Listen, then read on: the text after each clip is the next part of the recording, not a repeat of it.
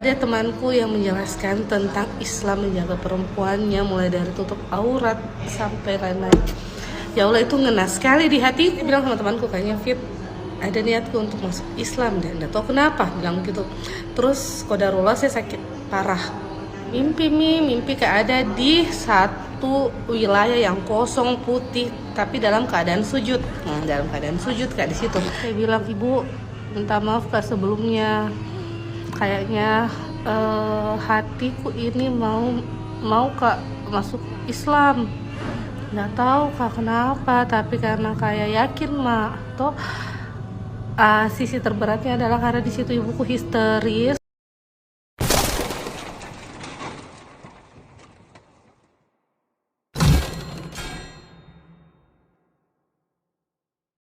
Assalamualaikum warahmatullahi wabarakatuh. Ya, selamat berjumpa kembali saudara-saudaraku dimanapun berada bersama kami di channel Kampung Idaman. Dan semoga kita selalu berada dalam lindungan Allah. Amin amin ya rabbal alamin. Bismillahirrahmanirrahim. Innaka la tahdi man ahbabta walakinallaha yahdi man yasha. Sesungguhnya kamu Muhammad, kata Allah, tidak akan dapat memberi petunjuk atau hidayah kepada orang yang kamu cintai, akan tetapi Allah yang memberi petunjuk kepada siapa yang Ia kehendakinya. Hidayah ialah penjelasan dan petunjuk jalan yang akan menyampaikan seseorang kepada tujuan sehingga meraih kemenangan di sisi Allah.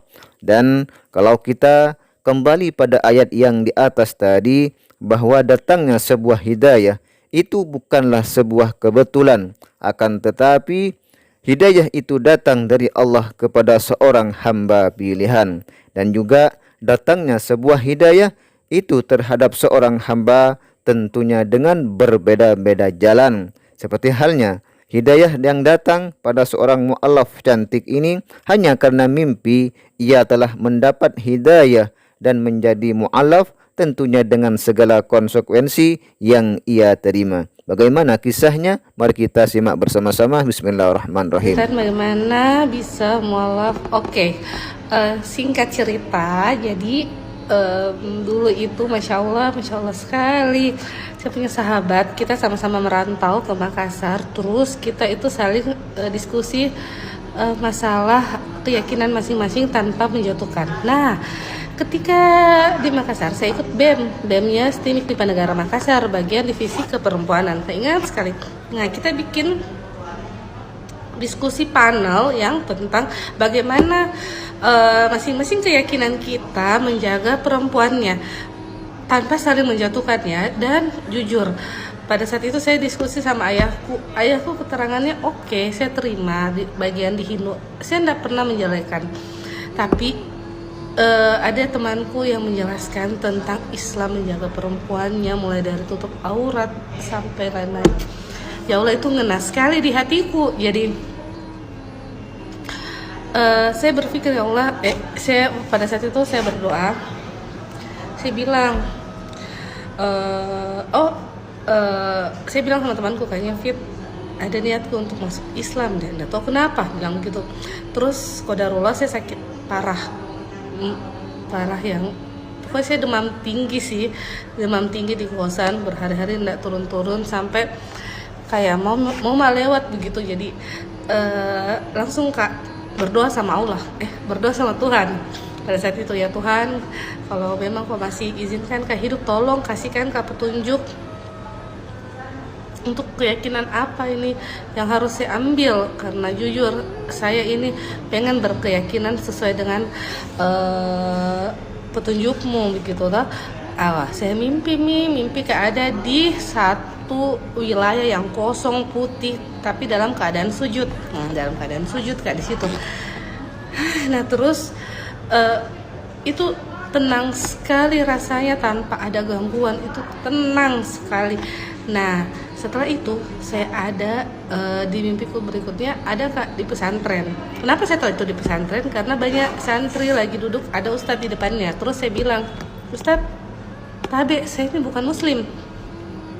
Terus dia bilang, oh iya enggak apa-apa, masuk Ki di itu kamar masuk ke di kamar, di kamar itu juga kan kamar itu sebelah kanan. Nah, terus saya masuk di itu kamar, qadarullah itu kamar penuh buah-buahan, penuh makanan, penuh, pokoknya indah sekali tuh kamar. Nah, terus setelah saya masuk dan kaget lihat itu semua, banyak orang yang ikut masuk ke situ. Jadi kok ajaibnya setelah itu saya sembuh. Bangun saya tuh demamku turun. Jadi alhamdulillah itu kan saya sudah merasa sehat, saya langsung mandi. Terus temanku sampai kaget, kenapa mandi? Tapi saya bilang insya Allah saya bilang kayaknya saya sudah sehat sekarang. Saya hanya mau telepon ibuku. Jadi saya langsung telepon ibuku.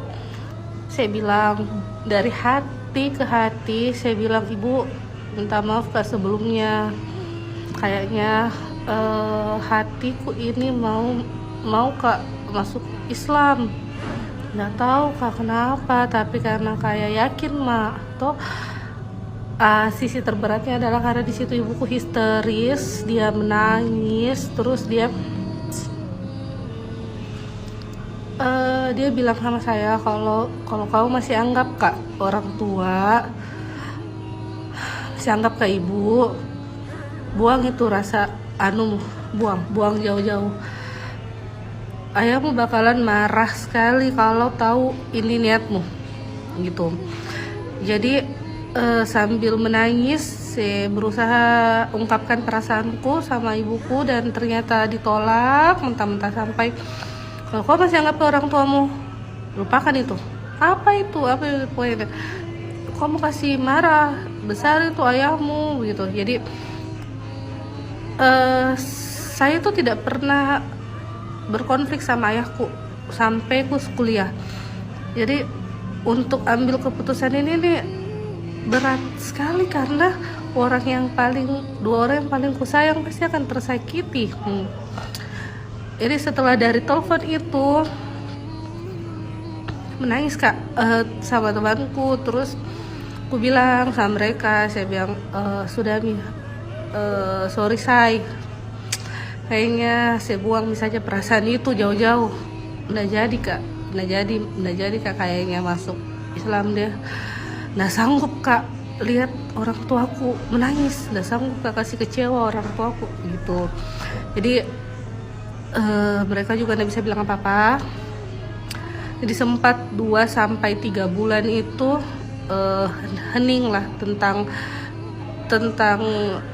masuk Islam.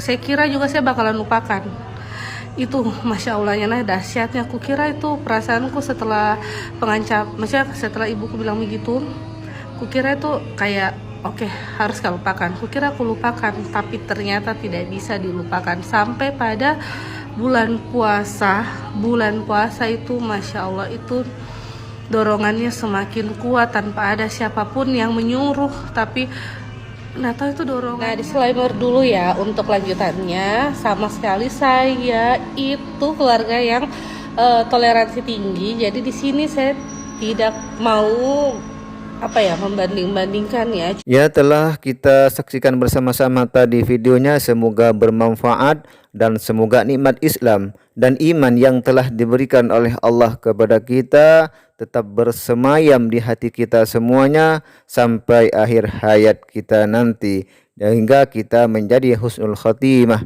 Baiklah, sampai di sini video kita kali ini dan sampai berjumpa di video berikutnya. Wassalamualaikum warahmatullahi wabarakatuh.